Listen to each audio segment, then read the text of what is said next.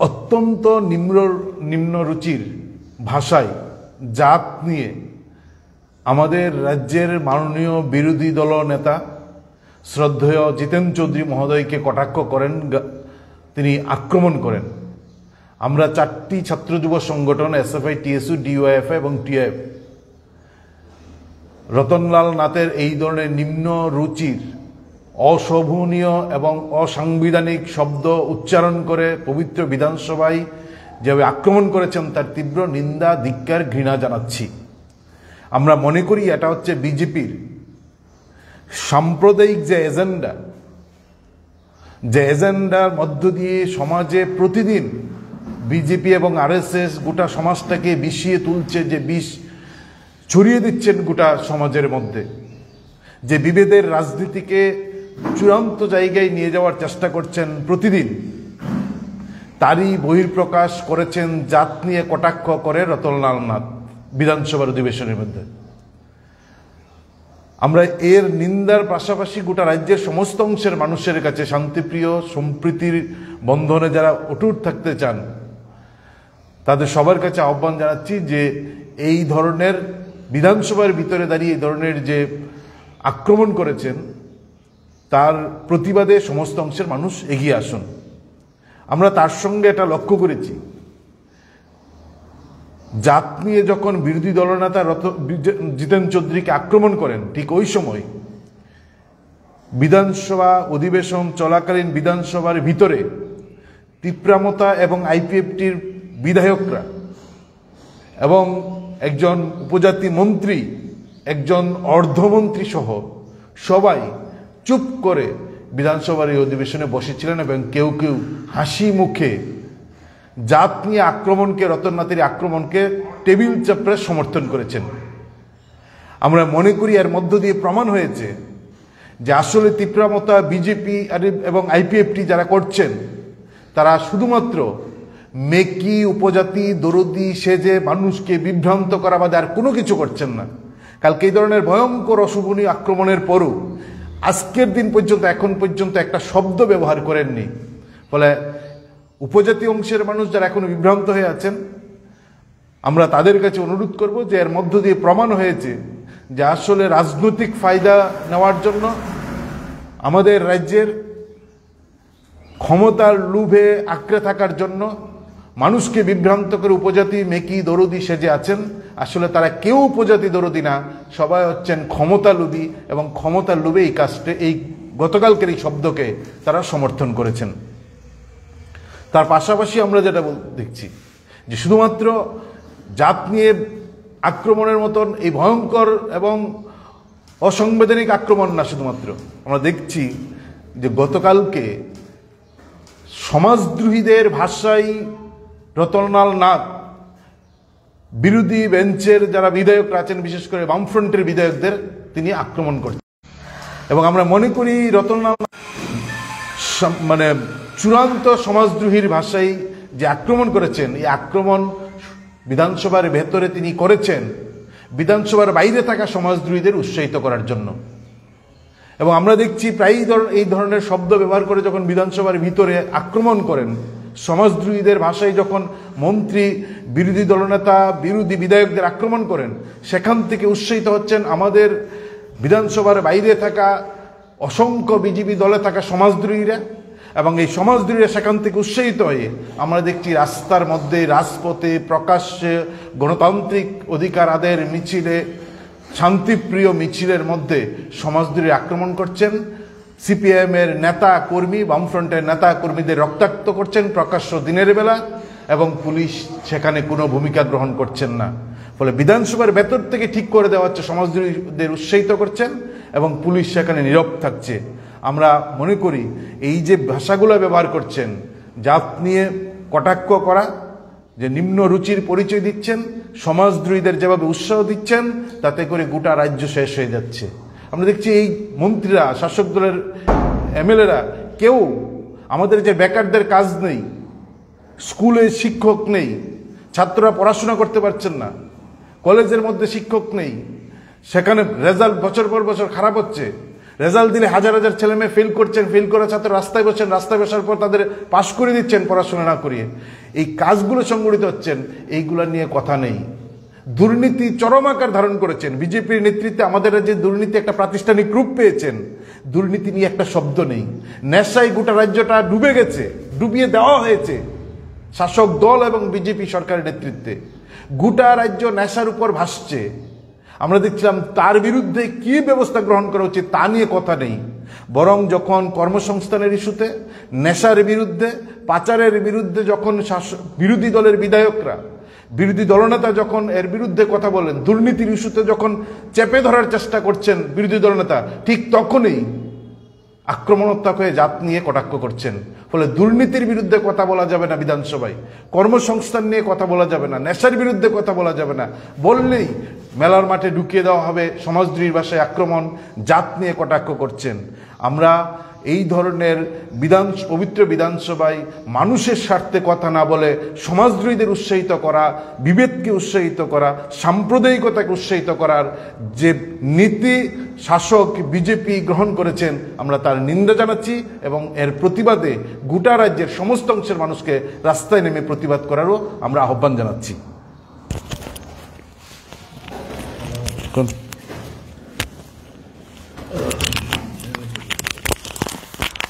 সাংবাদিক বন্ধুরা, DYF, TYF, SFI, টিএসইউর উদ্যোগে আজকে সাংবাদিক সম্মেলনের ডাকা হয়েছে।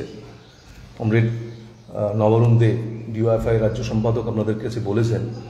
আমি এটাই বলতে চাই কি আমরা সংসদীয় মন্ত্রীর মুখে গতকাল বিধানসভা অধিবেশন চলাকালীন বিরোধী দলীয় নেতা জিতেন্দ্র চৌধুরীর জাত তুলে যেভাবে আক্রমণ করেছে, সেটা থেকে বোঝা যায় কি আরএসএস এবং তার দল বিজেপি গোটা ত্রিপুরা রাজ্যে কি চাইছে, উপজাতি অংশের মানুষকে ওরা কি নজরে দেখে, সেটা কালকে প্রকাশ্যে দিনের আলোর মতন মানুষের সামনে হাজির হয়েছে। আমরা দেখেছি এই যে আক্রমণ বিজেপি আরএসএস করছে, এই আক্রমণ খালি ত্রিপুরাতে সীমাবদ্ধতা না, সর্বদাই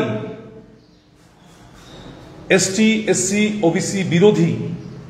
এবং তার পাশাপাশি আমরা এতটুকু বলতে পারি, বর্তমান ত্রিপুরা রাজ্যে যে অবস্থা চলছে, এই অবস্থাকে ঘোলাটে করার জন্যে চেষ্টা করছে এই আরএসএস বিজেপি।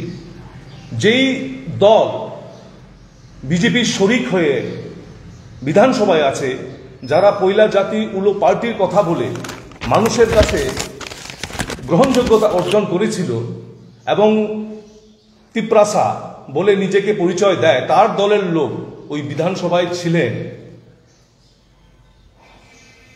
এবং যারা ত্রিপ্রাল্যান্ডের স্লোগানধারী, ওরাও ছিলেন। কিছু লোক হাসছিল, কিছু লোক চুপ থেকে ওদেরকে সমর্থন যোগাচ্ছিল। আমরা বুঝতে পারছি টিওয়াইএফ এবং ডিওয়াইএফ, এসএফআই, টিএসইউ কি এরা খালি উপজাতি দরদি, খালি মুখেই। এরা টাকা এবং যে ক্ষমতা কাছে ওরা নির্লস, ওরা ক্ষমতার কাছে ওরা এবং টাকার কাছে ওরা বিক্রি হয়ে গেছে। আমরা বিগত দিনের বহুত কিছু ঘটনা ত্রিপুরা রাজ্যে দেখেছি, যে ঘটনাগুলিকে কেন্দ্র করে একদিক দিয়ে তিপ্রামথা উপজাতিদেরকে সুড়সুড়ি দেয় পুষ্পবন্তের প্যালেসের নাম দিয়ে। যে সুড়সুড়িটা যখন দেয় তখন মনে হয় কি তিপ্রামথা কারোর ব্যক্তিগত দল। পরবর্তী সময়ে এই দলের নেতা বলে কি টাকা দিয়ে নাকি পুষ্পবন্ত প্যালেসের সমঝোতা হয়ে গেছে। মানে বোঝা যাচ্ছে ত্রিপুরা রাজ্যের কৃষ্টি সংস্কৃতি যা আছে সবকিছু টাকার বিনিময়ে সেটেল হয়ে যাওয়া সম্ভব এই ট্রিপল ইঞ্জিনের সরকারে। এডিসিতে কি চলছে? অনাহার অর্ধাহারে মানুষ জীবন জীবিকা ব্যতীত করছে। স্কুল কলেজের অবস্থা খুব বেহাল, পানীয় জলের সংকট, শিক্ষকের সংকট। উপজাতি ছেলে মেয়েরা হতাশ হয়ে ড্রাগসের নেশায় আসক্ত হয়ে গেছে। তার জন্যে মথার যে সুপ্রিমো, তার মুখে আমরা এইসব ব্যাপারে কোনো কথা বলি না, শুনি না। আমরা শুনি খালি ত্রিপ্রসাদের কথা, আমরা শুনি না কি ত্রিপুরা রাজ্যের যে 1 লক্ষেরও বেশি উপজাতি শিক্ষিত যুবক যুবতী রয়েছে যারা এখন কাজের জন্য হন্য হয়ে করছে, ওদের বিষয়ে ওদের কোনো কথা নেই।